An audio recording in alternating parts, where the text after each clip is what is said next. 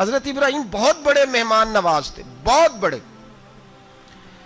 آپ جب مصر میں قیام تھا تو بڑے بڑے لمبے چوڑے لنگر پکتے تھے، لوگ آیا جایا کرتے تھے، بڑا تفصیل کے ساتھ کھانا ہوتا تھا. مہمان نوازی آپ کی خاص صفت مبارکہ ہے. ہمارے ہاں بھی مہمان نوازی ہوتی ہے امیروں کی، بلکہ اب تو مہمان نوازی اس طرح کی ہے کہ کل تیری میرے پاس دعوت ہے اور پرسوں میری تیرے پاس ہے. وہی امیروں میں وہ چکر رہتا ہے، پارٹیاں دوست ایک دوسرے کو ڈالتے ہیں، تیری طرف پارٹی تیری طرف.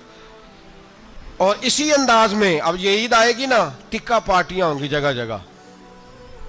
اور لوگ سوال پوچھنے لگے ابھی سے، کہتے ہیں قربانی کا کتنا گوشت گھر رکھنا جائز ہے؟ قربانی کا کتنا گوشت گھر رکھنا جائز ہے؟ سارا ہی جی. اس لیے فریزر لے لے، فریج سے نہیں کام چلے گا.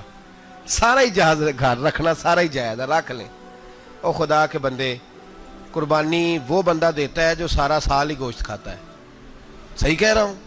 قربانی صاحب نصاب، صاحب استطاعت بندہ دیتا ہے نا، تو وہ سارا سال ہی گوشت، تو سارا گھر میں رکھنا بھی جائز ہے، لیکن سارا دے دینا بھی. تو جو آ رہی ہے اس پہ کیوں توجہ کرتے ہو؟ جو دوسرا جائز ہے اس پہ کیوں نہیں عمل کرتے؟ سارا تقسیم کر دیں، بات ختم ہوئی. یقین کریں، محرم میں جا کے دوست ٹیلی فون کر کے سوال پوچھتے ہیں، کہتے ہیں صاحب سنا ہے قربانی کا گوشت محرم میں کھانا جائز نہیں.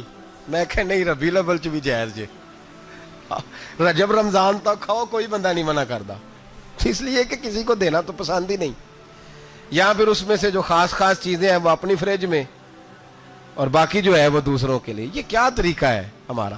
اور اسی پہ عمل ہے. اللہ تبارک و تعالی ہمیں سمجھنے کی توفیق عطا فرمائے. حضرت ابراہیم بہت بڑے مہمان نواز تھے. صرف قربانی نہیں دیتے تھے، سارا سال بہت سارا لنگر، بہت سارا کھانا پینا، بہت ساری چیزیں جاری رہتی تھی. اور جتنے غریب لوگ تھے فلسطین کے، ان کو پتا تھا کہ حضرت ابراہیم علیہ السلام کا لنگر جاری ہے. فلسطین میں جب آپ کا قیام تھا، ایک دفعہ ڈھیروں مہمان آ گئے اور کھانے کو کوئی چیز نہیں. حضرت سارہ اور جناب ہاجرہ دونوں اس وقت موجود تھیں. وہ کہنے لگی ابراہیم بہت سارے مہمان آ گئے تو کیا کریں؟ جناب سارہ کہنے لگی کس طرح کر کے ان کی مہمان نوازی کرنی؟ اور حالات یہ ہیں کہ قحط پڑا ہوا ہے فلسطین میں، مصر میں، دور دراز علاقوں میں. تو حضرت ابراہیم کہنے لگے یہ اللہ کے مہمان ہیں اور ہمیں رب کریم کا بندہ سمجھ کے آ گئے، اللہ ہی بندوبست کرے گا. فرمانے لگے میرا مصر میں ایک دوست ہے، وہ قحط کے دنوں میں غلہ جمع کر لیتا ہے، میں اس کی طرف پیغام بھیجتا ہوں، مجھے امید ہے وہاں سے غلہ ملے گا. 2 3 5 اونٹ والے غلام بلائے اور ان کو کہا کہ جاؤ غلہ لے آؤ مصر کے دوست سے. وہ لوگ کہتے ہیں ہم غلہ لینے گئے، وہاں جب پہنچے تو حضرت ابراہیم خلیل اللہ علیہ السلام کا پیغام دیا تو آپ کا وہ دوست کہنے لگا غلہ تو بے شمار تھا، مجھے خبر نہیں تھی کہ حضرت ابراہیم کا پیغام آئے گا، تو میں تو سارا تقسیم کر چکا ہوں. لوگ لے گئے، اب تو کوئی شے نہیں. اب وہ خالی آ گئے 5 کے 5 اونٹ.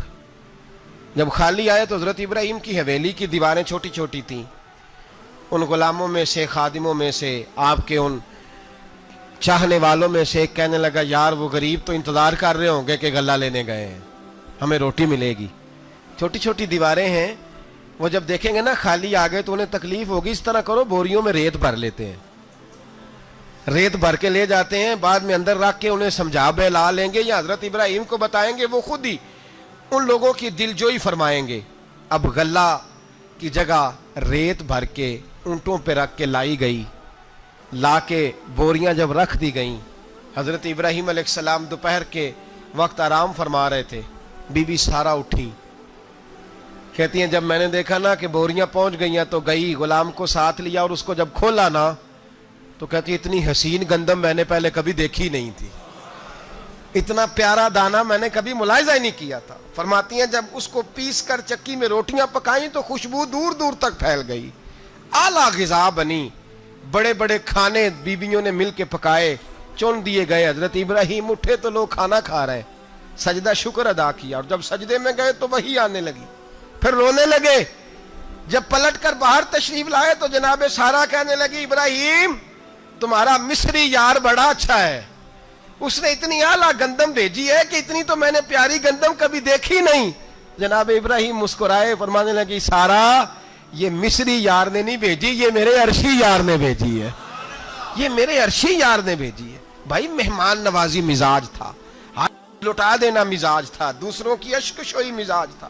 حضرت ابراہیم علیہ السلام کا طریقہ ہے قربانی، حضور نے ان کا طریقہ بیان کیا۔ اگر سال کے بعد قربانی دینا ان کا طریقہ ہے تو سارا سال غریبوں کو روٹی دینا بھی حضرت ابراہیم کا طریقہ ہے، سارا سال غریب کی نوکری کرنا یہ بھی حضرت ابراہیم کا طریقہ ہے، بھوکے کو کھانا کھلانا یہ بھی۔ میرے مصطفیٰ کریم سید عالم صلی اللہ علیہ وسلم سے صحابہ نے پوچھا حضور بہترین مسلمان کون ہے؟